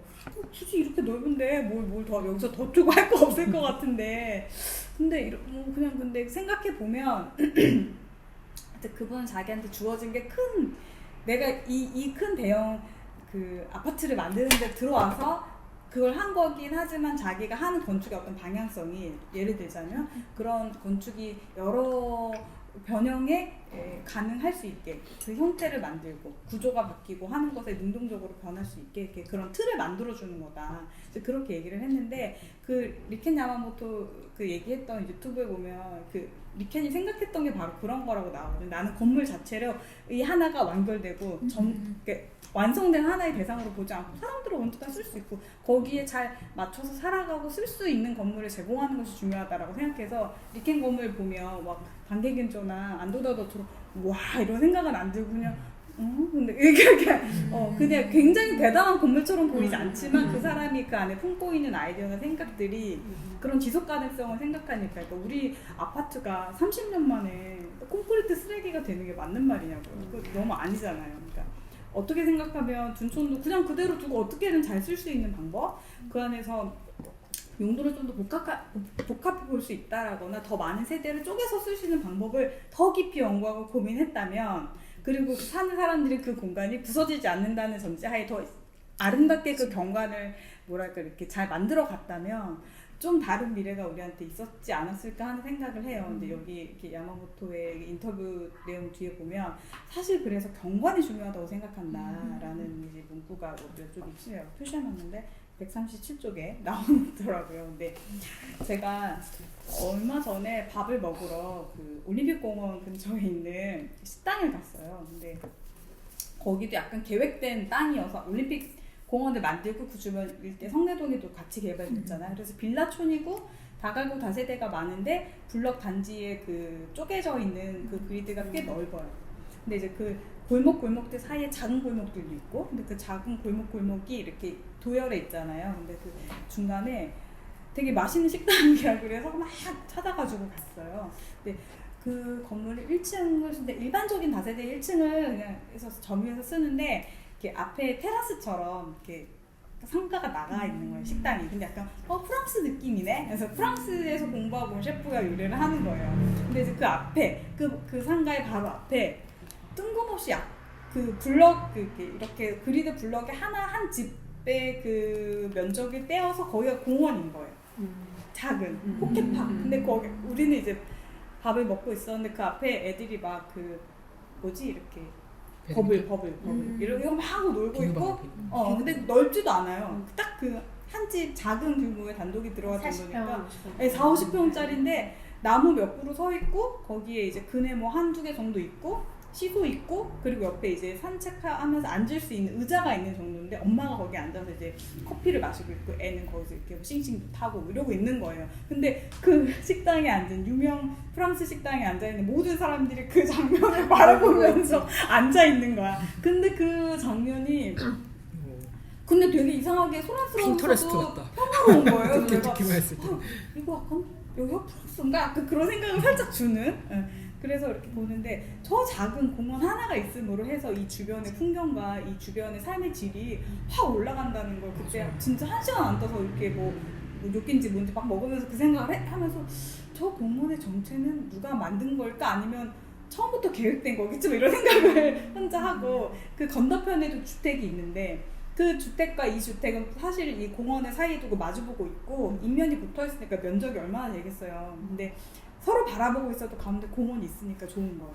그 다세대가 있는 그 어떤 중저층 주거지의 블럭 안에서 보는 되게 반가운 풍경이었다? 근데 그 도로가 진짜 차 한 대가 겨우 지나갈 수 있는 폭이었어요. 그러니까 넓지도 않아요. 근데 이제 그 길을 따라서 쭉 몇 개의 식당들이 있고 이제 상점들이 있는데 이 경관을 만든다는 거는 사실 어떤 경제적인 문제랑도 연결이 돼서 이게 나에게 그 식당은 수익 창출이 된다는 판단하에 그걸 열었을 거 아니야. 그쵸. 그 괜히 열지 않았을 거 아니야. 일부러 폴딩 도어를 만들지 않았을 거란 말이죠. 그래서 이걸 가능하게 하는 시스템에 대해서 우리가 조금 더 고려할 필요가 있고 도시계획이나 그 경관을 다룬다는 것을 그냥 자기 집 앞을 잘 청소한다라는 개념으로 생각하면 안 되는 거구나라는 그런 이야기가 이제 좀 연결이 된다. 그런 것도 최근에 경험했던 것 같아요. 근데 점점 저렇게 골목에서 뭔가 예기치 못한 장면을 마주한다고 하나? 뭐 어쨌든 그런 걸 보고 애들도 일단 잘 안 나오고 밖에 저희 집 앞에도 놀이터가 있는데 애들 소리가 코로나 이후로 거의 진짜 끊겨버린 느낌? 애들도 안 나오고 그렇다고 이상하게 어르신들도 옛날에는 되게 그 눈앞에 많이 나와 계셨던 것 같은데 그 장면들도 요즘엔 골목에 잘 안 보이고. 근데 한강공원 가면 참 진짜 저 거의 요즘에 한 4일 연속 지금 한강에 가고 있는데 한강공원에 놀이터에도 애들 많고 사람들도 진짜 많고 천국이야 천국 한강 요즘에 진짜. 날씨가 좋아서. 근데 저는 어쨌든 우리 집은 되게 한강공원에 걸어나가기 되게 가까워서 왜 그렇게 나가는데 저 몰랐거든요. 이게 한강이 이 남쪽 공원 남쪽으로만 있어요? 이쪽에 없어요? 있어. 아 그쪽에 똑같이 있어요? 똑같진 않았어. 똑같지 네. 않아. 아, 남편이 그 좀더 얘기로 자전거 도로 뭐 이런 거 위주고 네. 이렇게 아기자기하게 잘 없어요. 있는 것도 있고. 왜 저쪽에 저기 이쪽 동네 살 때는 여기도 자전거 타면 어쨌든 나갈 수 있잖아요. 그래서 왜 구의동 살 때는 한강에 한 번도 안 나갔지? 그랬더니 거기는 한강 없대요. 거기 공원이 없대요. 되게 얇대요. 그래서 저 작은 곳 도로가 있죠. 얇을 수 있지. 얇은 곳 있어요. 그렇게 공원 같은 그래서. 거 없고 도로랑 뭐 산책로만 자전거 조금 도로만. 네, 산책로만 꽉 차 있고. 공원 뚝섬까지 가거나 구리까지 가야 있죠. 여기 다 공원이잖아요. 저쪽. 그래가지고 요즘에 거의 매일 나가는데 애들 다 거기 있어요. 놀이터 애들 많아요. 그래서 이 녹지가 가까운 데 산다는 게 진짜 좋은 거구나. 그거를 요즘에 날씨가 좋으니까. 어느 쪽 공간? 저 암사 나가면은 한강이 안 보여요. 숲이 더 많아요. 거기는. 그래서 거기서 이제 한 1km 정도 걸어가면 이제 그때부터 강이 보이기 시작해요. 그래서 선택적으로 이제 갈 수 있어요. 그 사이에 농구장이 있는데 진짜 농구장이 너무 좋다. 진짜 농구 골대 그물망이 오늘 나갔어. 금요일에 나갔어. 일요일에 갔는데 고쳐져 있어요. 뜯어져 있는데 한강 그렇게 관리 잘한다. 내가 감동했잖아. 저게 고쳐져 있네. 며칠 주말이었는데. 진짜. 그 사이 민원 천면 욕하면서 고쳤다. 내가 일요일에 나와서 고쳐야 되냐. 그럴 수 있겠네요. 알아서 잘하는 게 아니었을 수도 있다. 이 책 근데 어땠어요? 저 이 책 잘 읽혀졌어요? 약간 너무 그림이랑 이런 게 쫙쫙 끊겨갖고 내가 어느 지점에 있는지 뭐 약간 좀 어렵지 않았어요? 파악하기? 내가 어느 위치에서 뭘 읽고 있는지 뭔 내용인지 알겠는데 그러니까 뭐 글 같은 게 어렵진 않은데 맞아요. 이게 지금 뭘 얘기하는 단계에 내가 와 있는 건지 파악하기 어려서 저는 좀 약간 처음에 있다가 그래서 쓰면서 다시 정리하면 나는 그런 거 불만이었는데 엄청 사소한 건데 이게 지금 다른 사람들 글이 사이사이에 있잖아요. 거의 왜 사람- 앞에다가 이름을 안 써? 이런 거. 아 맞아요. 이거 누가 썼는지를 세상 뒤에 넘겨야 한참 알수 세상 있고. 넘겨야 내가 꼭 이걸 이렇게까지 찾아봐야겠어? 뭐 이런 아, 그래요? 생각하면서 근데 어쨌든 이거는 그 야망토 리켄이 나타난다기보다는 그 사람이 그 사이사이 추천하며 이런 거 썼으면은 제목 쓰고 이름 쓰는 거 앞에 아니야? 들어가면 누가 추천을 한 거야? 원래는 이러고 추천사가 한참 한 쪽 정도인데 다 죄송해요. 3장씩 쓰니까 이런 거 그러게요. 좀 추천사가 끝난 줄 알았는데 또 추천사가 있고. 아니 추천사라는 건 누가 썼는지가 중요한 게 이 사람은 어떤 맥락으로 누구니까 이런 걸 썼겠다 이런 걸 아는데 이걸 왜 뒤에 이런 걸 숨기지? 뭐 이런 생각. 저는 이 책 읽으면서 나라면 수천사를 뒤에 놨을 것이다. 그래 맞아요. 왜냐면 리켄이 막 선언하잖아. 맞아요. 막 하면 이거를 먼저 봐. 맞아요. 아니야 맞아요. 나는 추천사가 앞에 있었기 때문에 좀 저명하고 이 사람이 뭐 하는 사람인가 이제 봤을 때 아. 왜냐면 이걸 처음부터 그냥 시작했을 때 이 사람이 무슨 이거를 하기 위해 7가지가 되게 제목만 들으면 약간 좀 짜쳐 약해 약간 뭐 되게 통풍이 무슨 밖을 통과하는 외피라든지 뭔가 되게 좀 추상적인 얘기 있잖아요. 그런 것들에서 좀 신뢰가 안 갈 수 있는데 앞에 조금 이 도시를 이해하고 조명한 사람들이 이게 막 대단하다 추켜 세워주니까 나는 약간 이게 버프가 왔다? 거품이 꼈다? 초반에 약간 아니 이게 만약에 두 쪽으로 끝났으면 괜찮았을 거야. 길었어. 근데 이게 너무 10장인데 이렇게까지 추천사 많이 넣는다고? 좀 그렇고 약간 별로인 거.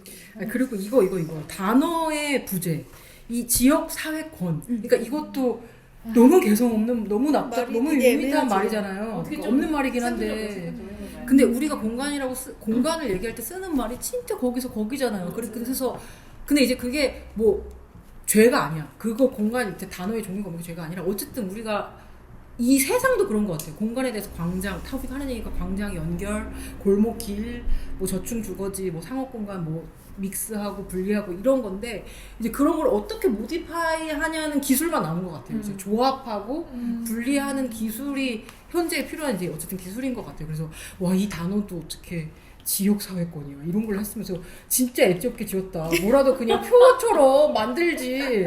뭐 약자라도 해가지고 만들지. 뭐 CEI 뭐 이때까지 나왔던 막 이런 것들 있잖아요. 그런 것처럼 선언을 딱 만들지. 지역사회권이라니. 그래서 아직까지 네. 잘 안 되나? 요즘 생활권 이 단어를 더 많이 쓰지 않아요? 그러니까 뭔가 좀 어디서 저기 좀 쓰지 브랜딩에 돈 100만 원만 써도 이름 만들어줄 텐데. 지역 괜히, 사회권이 괜히. 애매하다고 생각해서 이렇게 되게 더 애매한 단어를 썼던 거 아니었어요? 그러니까 다 제목들이 애매하고 그 7가지들을 근데 이게 고민을 하다 보면은 이렇게 모난 것들이 쳐져서 이렇게 되는 건가 또 싶기도 하고 너무 생각을 많이 하면 원적으로 돌아오잖아요. 근데 지역 사회권이라고 얘기하는 거는 생활권이라고 그러면 그냥 우리가 일반적으로 생각하는 생활 이런 거에 생각이 가지만 사회권이라고 하면 커뮤니티에 좀 더 이렇게 접근하는 거기 때문에 약간 그런 거를 좀 하고 이 사람 자체가 좀 그런 거를 추구하는 사람이기 때문에 그러니까 고민 많이 했겠죠. 근데 이제 어쨌든 이 책을 읽고 아메아부터 리켄을 알게 우리 이 사람 프리츠커상 받았을 때 도대체 누구야 이 사람 뭐 이랬잖아요. 근데 이제 그걸 통해 이걸 읽게 되고 막 저는 일본 거 읽어보고 하니까 이제는 지역 사회권 들으면 완전 이제 이제 귀에 박히겠죠. 그러니까 아는 사람에게는 되게 잘 들리고 처음에는 계속 지역 사회권에 대해서 생각해보자. 그게 뭔 말일까? 이제 그렇죠. 그리고 지역 사회권에서 이제 표어로 삼은 방법론 7가지가 있잖아요. 그것도 그냥 사실은 시설 공유, 용적임대, 지역 내 일자리, 생활 편의 시설, 에너지 절약, 조립주택, 공동 이동 수단인데 다 우리가 들어본 거 제목만 들어도 아는 내용이잖아요. 그래서 그런 거를 이거 만들기에 필수적인 요소로 7가지를 만드는 과정이 굉장히 이게 되게 보면은 되게 평평한 얘기다라고 생각이 드는데 이 책을 다 읽고 나니 이것도 엄청 심도 있게 갈아 넣어서 했겠다라는 생각이 들기도 했어요. 꽃게가 그래도 다른 생활권이나 다른 공동체 생활 모델이랑은 확실히 구분하게 해주는 거라고 조금 느껴지더라고요. 지역 내 일자리든 그 공동 이동수단 그런 거 다 그냥 할 수 있는 것들은 아무것도 안 넣었고 일반적인 건 안 넣었고 시설 공유 이런 것도 다 모듈 만들어서 해서 생활 편의 시설도 너무 재밌지 않았나요? 어떤 식으로 활동하는가에 다 뭐 간병 매니저, 무슨 환경 매니저, 임대 매니저 그거 생각났어요. 현실적인 단어다. 그 어디죠? 위스테이 별내가 딱 이렇게 운영하잖아요. 그 관리하시는 거를 위스테이 별내 더함에서 만든. 아 더함. 옛날에 더함 거기서 되게 가고 싶었는데. 거기는 근데 진짜 딱 아까 말씀하신 것처럼 내가 이 주민이라는 거에 되게 큰 자부심과 만족감을 느끼고 있어서인지 진짜 커뮤니티도 많고 동아리도 잘 되고 그런다고 해서 이거 생각났어요. 그리고 이번에 송파 창의혁신주택 좀 이 정도 규모가 되려나? 훨씬 클 것 같긴 한데 그래서 거기도 막 그때 막 설계안 나온 거 보니까 이런 식으로 했었던 것 같아서 주민들 막 왔다 갔다 하고 계속 막 통풍되는 뭔가 만들고 추워 여기 뭐 궁금하더라고요. 투명한 느낌. 난리나. 아니 일본 그 생각 안 했어. 일본은 괜찮은 거야 이래도? 일본 음식 알잖아요. 거기만큼 그렇게 미친 듯이 안 추운가 봐. 그 막 중층으로 다 하면 일조가 안 되는 걸 이렇게 뭐 이렇게 불규칙적으로 해서 막을 수가 있어요. 막을 수가 있을까요? 구조제가 아니면 상관없죠. 구조 병원 놔두고 안에서 아니. 왔다 갔다 하는 거죠. 뭐지? 3년 전인가 그 서울 디자인 재단에서 무슨 디자인 컨퍼런스를 했는데 중국에서 건축가가 왔어요. 그래서 발표를 뭐 했냐면 딱 이런 공동체 주택인데 어떤 거냐면 건물이 있어. 되게 커. 그러니까 그 저기 뭐야 연면적이 엄청 큰 거야. 근데 그 한 층에 유닛들 작은 유닛들을 만드는 거예요. 뭐라고 해야 될까? 무슨 포장마차처럼 생긴 아니면은 그 카라반처럼 생긴 이런 유닛들을 배치를 해. 그 아침이 되면 그 유닛에서 자고 일어난 사람이 나와서 그러면 그냥 뭐라 그러죠? 그냥 외부 공간인 거예요. 그 밖은 캠핑 공용 아닙니까? 공간이고 그렇죠. 캠핑이자 건물 안에 캠핑을 하고 있는 거인 거지. 그래서 그걸 보고 생각을 한 게 되게 자유로워 보인다는 생각 하나와 체감은 어떡하고 우리는 일단 무조건 사람이 거주하는 곳은 창문에 갖다 붙어야 되는데 이 생각을 하는 거잖아요. 중국 건축가가 할 수 있는 생각이 아닐까. 그런 것이 그렇게 중국에서는 중요하지 않다고 생각할 수도 있겠다. 왜죠? 바깥 공기가 더 안 좋아서인가? 아니 그런 조건도 안 되는 주거도 또 많이 있으니까 그럴 수도 있잖아. 근데 그냥 그 그림으로 평면으로는 굉장히 흥미롭게 그렇게 보이는 거죠. 왜냐면 작은 방들을 가지고 그러니까 복도에 하나 늘어선 게 아니라 되게 자유롭게 깔아놓고 이제 나오면은 나온 그 포장마차 바깥은 뭐 서재도 되고 뭔지 알죠? 가구 같은 걸 넣어가지고 뭐 주방도 되고 이러면 내가 내 유닛의 주방에서 밥을 하고 있으면 저쪽에서는 누군가가 자기 유닛 벽에 앉아가지고 책을 읽고 있다던가 이런 시스템. 맞아요. 아이디어가 완전 똑같은 거예요. 텐트인 이유는 뭐예요? 그렇게까지 가변형이어야 되는. 텐트가 아니라 목 구조였던 것 같아요. 작아요. 그러니까 뭐 테이블 2개 정도 합한 거죠. 자기 유닛. 딱 반만은 작은 것도 비슷하네요. 그렇죠. 2.4, 2.4니까. 그걸 구획하는 전제 외부 큰 매스가 있는 거예요? 아니면 그냥 그 외부 상대적으로 그러니까 어떤 이런 거 생각하는데 폐허가 된 큰 건물이 있어. 거기에 그런 작은 유닛을 넣었다고 생각하면 되죠.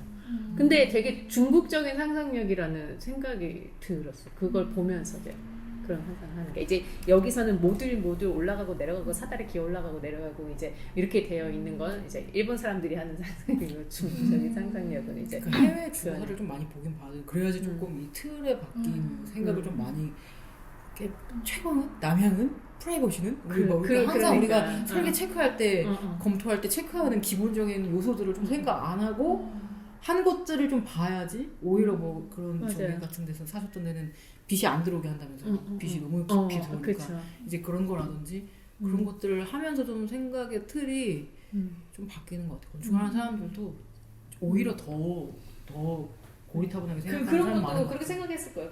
아니 자는데 빛이 왜 필요해? 라고 생각할 수 있잖아요. 요즘에 그거 바뀌고 있잖아요. 안방이 제일 큰 방인 거 계속 바뀌고 있잖아요. 네, 네. 이제 다 이제 제일 작은 방을 자기만 바뀌고 있잖아요.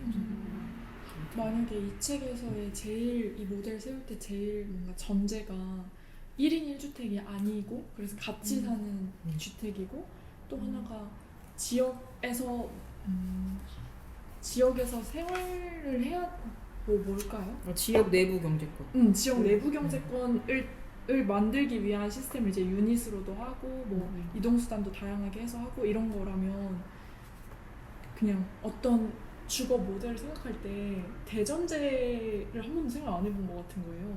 이거는 꼭 지켜줘야 되기 때문에 나머지 시스템들은 이걸 뒷받침하기 위해 이런 식으로 해야 돼. 이런 그러니까 뭔가 나한테 있어서 집을 고를 때. 주거 모델의 대전제는 뭐지? 제일 딱 지켜줘야 돼. 왜냐면 나머지 7개에서 이제 이 집을 알아볼 때 근데 그 대전제를 가지고 집을 알아보지 않나요? 근데 그렇지 못하죠. 딱히. 근데 뭐예요 그러면? 저는 공동체 주택이거든요. 그래서 이제 그런 생각을 하다 보니까 나도 비슷한데 나는 그거에 맞춰서는 어떤 생각을 하고 있지? 집이라면 이건 있어야 된다고 생각하는 거. 공동주택이 공동체 주택이라고 해서 지금 그렇게 공동체 주택에 살아요? 아니요, 그러니까 이미 그렇지 못하다는 거죠. 근데, 하고 근데 이 싶은데 추구하는 책에서는 모델을 아예 구축할 때 뭔가 두 개를 딱 생각하고 나머지는 뒷받침하는 어떤 내 아이디어를 뒷받침할 수 있는 시스템 디자인을 그냥 한 거잖아요.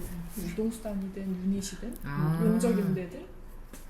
근데 이제 집이라는 것이 굉장히 보수적일 수밖에 없는 게 자기 경험을 바탕으로 해서 상상을 하는 거잖아요. 맞아. 그 근대 건축가들의 주택, 모던한 주택. 그 사람들은 옛날 집에 살았잖아. 옛날 집에 살고 나는 이제 새 시대의 사람들을 위해서 모던 건축 주택을 그리는 건데 그렇게 함에도 불구하고 집이라는 관념은 이제 그 사람들이 원래 가지고 있는 데서 나오는 거잖아요. 예를 들면 다른 사람들을 위해서 전혀 다른 공간을 지어주면 난 훨씬 더 실험적일 수 있어. 하지만 뭐 내가 살 아니면 가족들이 살 하지만 모던한 주택을 하면 내가 주택에서 제일 중요하게 생각하는 게 뭐였나? 보통은 이제 벽난로잖아요. 서양에서는 어떤 식으로든 변형된 벽난로가 로망 아닙니까 로망? 공간 한가운데 있는 거죠. 그 우리는 이제 그 문화는 아니니까 다른 주택에 대한 로망이 뭐 하나쯤은 다 있지 않나. 옛날에 그래서요. 막 그 저희 근현대 건축에서는 마당이라는 요소를 엄청 크게 생각했던 것 같아요.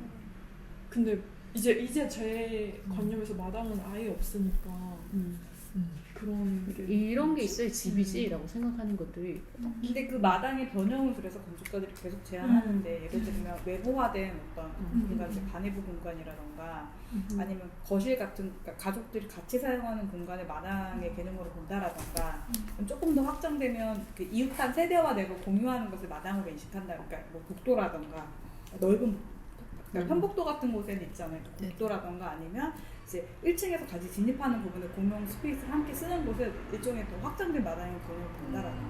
근데 이제 어떤 사람은 마당에 우리나라 왜 이렇게 천착해 막 집착해 뭐 콤플렉스가 있어 막 이렇게 얘기하지만 한편으로는 그게 어쩌면 우리 안에 지속적으로 있는 뭐 DNA 같은 게 있다면 그런 걸 수도 있겠다. 그러니까 그거에 계속 변형이 되고 변화가 되지만 그 형태도 달라지고 실내화될 수도 있고 실외화 그러니까 외부에서 또 반외부 공간이 될 수 있지만 이런 식의 생각은 좀 드는 것 같아요. 또 개인적으로 갖고 있는 어떤 집에 대한 뭐 대전제나 아까 얘기했던 대전제라고. 근데 이 지역 사회권의 가질 수도 대전제가 있을 뭐예요 거 진짜? 얘기해 볼 수 있을 대전제가 것 뭐지? 같아요. 그 두 가지에 살짝 한 거 아니었어요? 1인 1가구가 아니어야 아니 된다. 거기서 우리 탈표 이거 그러다가 기준은. 바꾸자. 네, 그 LDK랑 LDK 그게 하나고 그러니까 그 시스템이고 대전제가 그러니까 1주택. 더불어 사는 그러니까 더 대전제가 있어야 되는 거 아니야 생각해 볼까?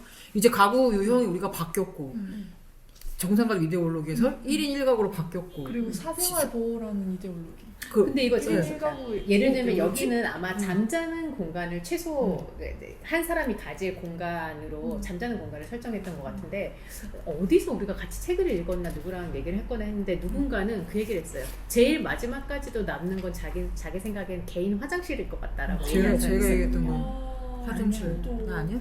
누군가 얘기했는데 얘기했는데 화장실이라고. 근데 여기 마지막에 화장실 같이 아니야 사용하고 이거 내가 얘기한 게 아니라 내가 어디서 보고 얘기했는데 그게 서울해법이었어. 서울해법 진행 나온 거였어. 맞아.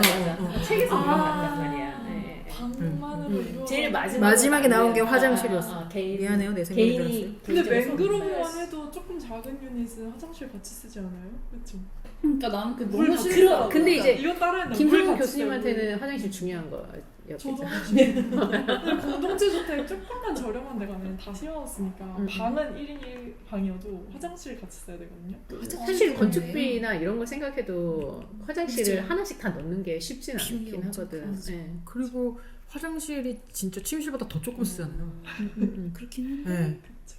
그거를 따로 쓰고 개개인이 싶지, 다 개인 장비로 갖는 게 진짜 낭비긴 한데.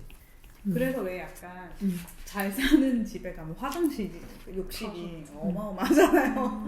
그러니까 그런 공간들이 주는 그러니까 최근에 같이 답사한 건축가의 말에 따르면 욕실이랑 화장실이 자기한테 너무 제일 중요한 건 화장실이래요. 그러니까 면적이 넓지 않지만 그 화장실에 있을 때 느껴지는 공간감이 그러니까 자기한테 되게 중요하다 그래서 이렇게 막 천창 뚫고 막 이러더라고요. 근데 아니 당연히. 저는 그냥 진짜 제가 생활하면서 느끼는 부분에 있어서도 회사에서도 화장실 같이 공유하는 거 나 싫거든. 맞아요. 진짜 싫거든요. 그러니까 옆칸에 누가 있고 막 이게 싫거든요. 그냥 내 화장실이 있었으면 좋겠다. 침대는 도미토리 같이 쓸 수 있죠. 아니 근데 이제 1인용 화장실인데 여러 명이 쓸 수도 있잖아. 1인용. 들어가면 딱 하나의 부스가 있고 그냥 동안 나 혼자 쓰고. 쓸 때는 나 혼자 쓰고 카페 근데 화장실처럼. 누군가 밖에서 기다리고 있을 수 있다고 생각하면 좀 불안하지 않나요? 맞아요. 난 진짜 그런 거 없는데. 기다리면 제가 호텔에 갔을 때 친구들이랑 같이 쉐어해서 뭐 침대 2개, 3개짜리에서 약간 큰 방 쓰자 해서 가잖아요. 그러면 화장실이 어떤 경우는 이제 화장실이 분리된 데가 있고 이게 다 일체화된 데 이런 사람에 맞춰서 설계해야 돼. 진짜로. 플로 불편러들한테 해야지 설계가 디테일이 나 좋아지는 프로 불편도 된 거야? 아니 그러니까 디테일. 왜냐면 나는 진짜로 옛날에 설계할 때 어떤 거였냐면 막 이렇게 하는데 화장실 문 보이면 안 되는 거. 괜찮은데? 난 당했잖아. 않나요? 옆에서 난 괜찮은데? 그러니까 처음에 설계할 때 그래서 힘들었어. 난 웬만하면 괜찮아. 웬만하면 괜찮으니까 내 기준에 맞춰서 하면 진짜 아다리 팠는데. 근데 그게 아무튼 저는 내가 편하려고가 보다 누군가를 기다리게 하는 게 싫을 수도 있고 내 소리를 누구한테 피해를 주는 게 싫을 수도 있고 근데 대부분의 이런 사람들은 내가 불편하니까 남도 불편할 거라고 생각하는데 저 같은 사람은 내가 괜찮으니까 남도 괜찮을 거라고 생각해요. 그 진짜 그렇거든요. 그래서 다 그렇게 생각하거든요. 그래서 막 되게 막 스미마생 막 이런 애들 있잖아요. 그런 애들은 본인도 내가 이 정도 하면은 스미마생 해야 되는 수준이니까 스미마생 하는 거예요. 근데 나는 웬만하면 사과 안 하고 난 걔가 나한테 그래도 괜찮거든. 약간 그러니까 이제 그런 사람이랑 나랑 만나면 이제 안 좋은 거지. 생각해보면 약간 집이 이렇게 약간 평면을 구성할 때 24평짜리 아파트도 요즘 화장실 2개 들어가잖아요. 가족 간에서도 맞아, 그거를 맞아. 따로 쓰려고 하는 거는 뭔가 불편을 느끼거나 그 욕구가 있기 때문이다라고 생각은 하는데 여튼 진짜 화장실이 네. 최고예요. 저는 만약에 제가 지금 만난 사람이랑 같이 살아요. 뭐 침실 같이 쓸 수 있고 다 작업실 다 같이 쓸 수 있는 화장실은 아유 닥치면 다 그러니까 궁금한 게 뭔가 다 옵션이 내가 그걸 다 취할 수 있는 상황이 아니야. 그렇다고 그러면 제일 마지막으로 뭘 선택? 그럼 화장실을 선택해요? 침대보다? 예를 들면 침실을 막 6인실을 써. 그 화장실은 내 거. 이런 걸 선택한다 그러면. 나는 아닌데. 나는 아니야. 나는 무조건 내 책상. 큰 책상. 아무도 쓰지 않는 나 지금 내 혼자 쓰는 책상 이만해. 방이 요만한데. 그래서 이 등에 책꽂이가 붙어있고 나는 거기 들어가서 안 돼. 책상 이거보다 더 깊어요. 근데 좋겠다. 이거 회의 테이블만큼 커요. 진짜로. 뭘 생각하고 그렇게 큰 책상을 하셨어요? 원래 우리가 한 10인이서 쓰려고 저기 식탁이었는데 그게 제가 써요. 닫고 그러면 있어야 돼. 그럼 거기가 다 채워져 있어요? 네. 나의 세계야. 여기는 충전 존 여기 다 이렇게 스티커 존, 그렇게 다 이렇게 필기구 존, 돼 있어요. 노트 있어요. 저도 갖고 봤는데 보니까 스티커 장난 아니게 비쌀 것 같더라고요. 그 세계도 무한하더라고요. 근데 저는 이제 어른이니까 이제 주변에 어른들은 다 그런 거 버리잖아요. 그런 거 생겨도 다 나한테 버려서 나는 너무 많아 지금 스티커. 어디 가서 있으면 그래서 어른은 또 왜 생기는 거야? 카페 같은 데 가면 뭐 이렇게 예쁜 데 가면 이런 거 뭐 주기도 하고 꼭 이렇게 띄어서 붙이는 파는 거 말고라도 뭐 이렇게 뭐 로고라든지 디자인 같은 거를 어서 봤잖아 사람들이 굿즈처럼 그러면은 이제 이거는 제일 줘야 되겠다 해서 회사 가면 사람들이 막 막 진짜 주고 가면 막 근데 진짜 쓰레기 같은 것도 많이 줘요. 근데 진짜 이건 쓰레기인데 그런 것도 많이 주시고 그래 책상. 그런 맞아. 걸 싸라는 나 같아도 책상. 무조건. 네. 유기실에 같이 잘 수도 있을 것 같아. 근데 자는 거 상관없어요. 네. 그러니까 방문 닫고 들어갈 수 있는 진짜 작은 방에 이 큰 책상이 있어요 저는. 그래서 그거가 들어가면 그 방에 들어가야지. 또. 그리고 2.4m 공간 안에 그거 넣을 수도 있으면은 방이 그거 하나예요? 하겠네. 방이 하나요? 아니 근데 여기 보면은 방이 하나야. 근데 이제 책상을 넣을 것이냐 침대를 넣을 것이냐. 하나는 밖에 빼서 이제 남들 같이 쓰는 공용 공간에 놔야 돼. 공용 공간을 책상을 하면 안 돼요? 안 되지. 사람들이 가도 아니지. 되잖아. 아니야. 아니 그게 안 되는 거죠. 내 책상이 아니지 그러면. 물건 건드릴 수도 있고. 스틱 그건 안 되는 거죠. 전제 조건이 두 개네. 나의 방의 책상이네. 그냥 책상이 필요한 저는 오히려 남들이 보는 게 좋아요. 책상. 아. 집중할 수 있게. 그러니까 제 오피스 겸. 그렇게 생각했어요. 그러니까 그렇게 생각하면 좋겠다. 이게 어떤 작은 방이 있어. 여기에 뭘 넣을 거냐? 책상 넣을 건지, 변기 넣을 건지, 침대 넣을 건지. 그러면 나. 그럼 나온다. 그 방에 변기 넣겠네.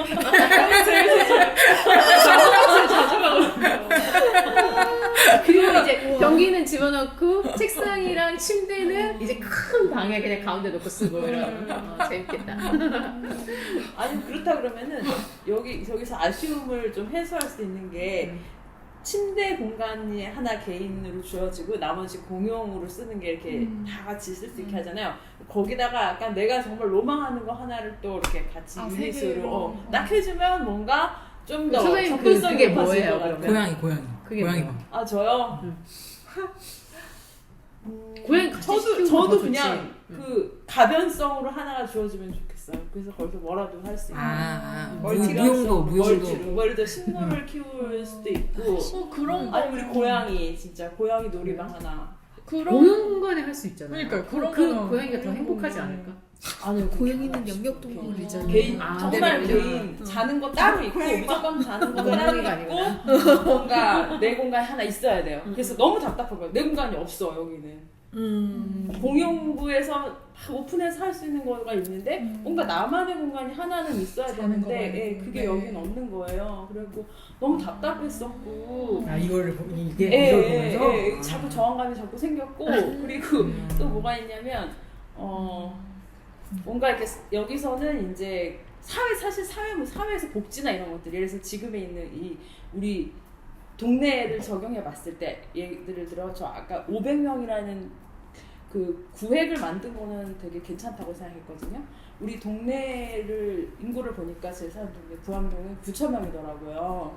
그럼 그거를 나누면은 엄청 많아지잖아요. 그 정도 다니면은 요 정도 단위의 사람들끼리 서로 인사하고 좀 우리 동네 사람 뭐 이런 그런 게 단위가 있다 그러면은 그게 좀 클러스터 같은 게 생겨지면 개념이 생겨지면은 좋겠다. 그 안에서 기본적인 것들이 다 해결이 되고 그리고 우리 동네 뭐 건축가, 우리 동네 뭐 약사, 뭐 우리 동네 그렇죠. 그런 식으로 딱 되면은 조금 커뮤니티가 더 좋아질 수 있겠다라는 생각을 하면서 그런 거는. 근데 건축에서 하는 게 아니고 이 사람은 건축의 영역에서 자기가 할 수 있는 것을 최선을 다해서 여기까지 왔다고 생각해요. 그런 점이 되게 훌륭하다고 생각하지만 그건 건축에서 해야 되는 게 아니고 어떻게 보면은 정치나 뭐 사회에서 시스템에서 해야 되는 거를 이 사람이 막 해결하려고 안간힘을 쓰고 있다는 생각이 드는 거예요. 그래서 아무튼 그게 좀 아쉬웠던 것 같아요. 답답하고 되게 그런 건축가적인 발언이 있었는데 공간이 사회를 바꿀 것이다. 뭐 이런 맞아. 앞에 약간 근데 사실은 되게 이 그림을 가벼운 그리는 거는 그림이다. 정치하는 사람들이 그림을 그리진 않죠. 다른 사람들이 그림 그려놓은 걸 이제 실현을 해주는 정치라는 건 거지. 정치 가만히 어차피. 할 수 있는 건 아니고 우리 건축가도 다 같이 그러니까 정치라는 게 정치가 하는 게 아니잖아요. 정치는 가장 생활적인 거고 그러니까 우리 행동 양식인 것 같아요. 그리고 정책으로 만들어지는 거겠죠. 근데 어쨌든 그림을 그리는 거, 뭐 사람이 사는 모습을 그리는 거, 뭐 이런 거는 이제 꼭 건축 분야뿐만이 아니라 다른 분야에서도 할 수 그쵸, 있지만 같이 정치나 경제 분야에 일하는 사람들이 이런 상상을 잘 하진 않지 않아요. 근데 제도 그러면 시스템. 어떤 뭐 시범 도시나 이런 아이디어가 나왔을 때 어디서 먼저 틀을 짜주고 구체화를 해야 각 분야가 구체화해야 된다고 생각. 21분 도시를 만들고 싶어서 저희 회사에 모듈 좀 만들어 달라고 했는데 아무것도 안 해놓은 상황인 거예요. 21번 도시를 우리는 하고 싶은데 그 모듈을 좀 만들어줘라.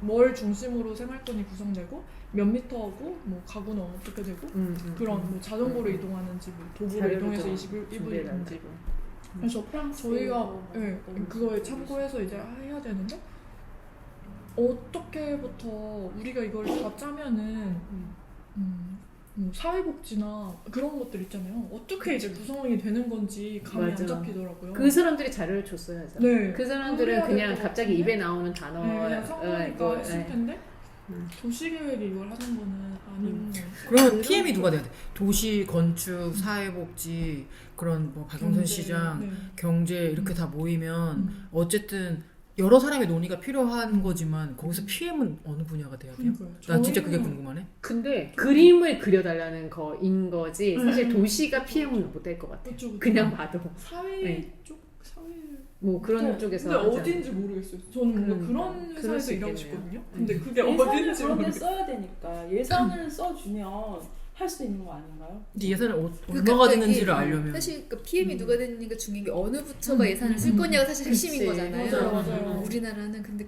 그거 되게 애매할 것 같은데. 영역들도 나오면 무슨 뭐 도시 만들기, 뭐 무슨 생활권 만들기 하잖아요. 사례만 찾고 모듈만 만들고 끝나요. 그래서 이제 누가 그거를 진짜 집행은 어느 부처가 하는 건지 책임은 나온다.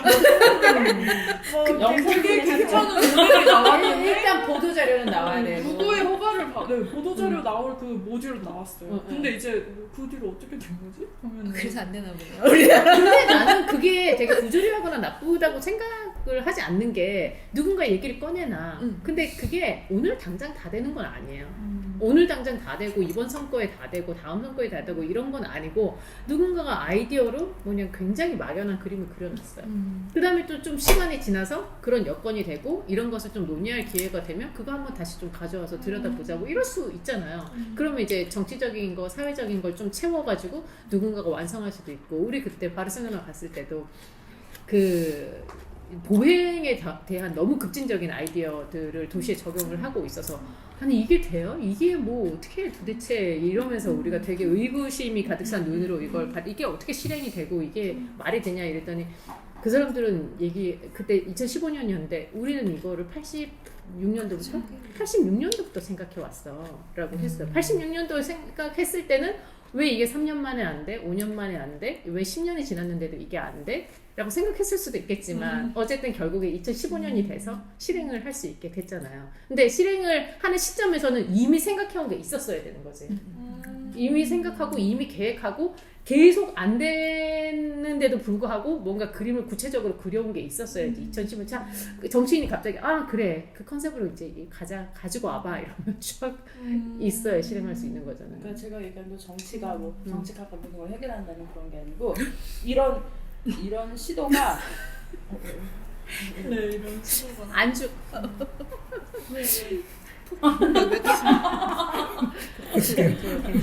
이런 시도가 이 사람이 최초로 한 것도 아니고 지역 사회나 뭐 이런 거에던 거는 계속 같이 있었는데 이분이 조금 더 이렇게 구체화하고 만들어간 것이 또 같이 상호 보완이 되면서 이렇게 가니까 그런 맞아. 측면에서 같이 있고 그래서 그래서 탔나 보다. 우리가 도시 얘기할 때 늘 도시 관련 책 읽으면 결론적으로 도시가 어쨌든 우리의 생애 주기가 맞지 않다. 도시 계획이 계획을 하고 만들어서 구현을 하는 게 맞지 않다. 그리고 이런 것도 이렇게 남겨놨으니 그때 우리가 이걸 써야 될 처지가 오면 알아서 쓸 것 같다는 이게 좀 많이 구현되겠다 그런 생각이 들고 그 시골에 살았던 사람들한테 얘기 들으면 진짜로 이런 사회였대요.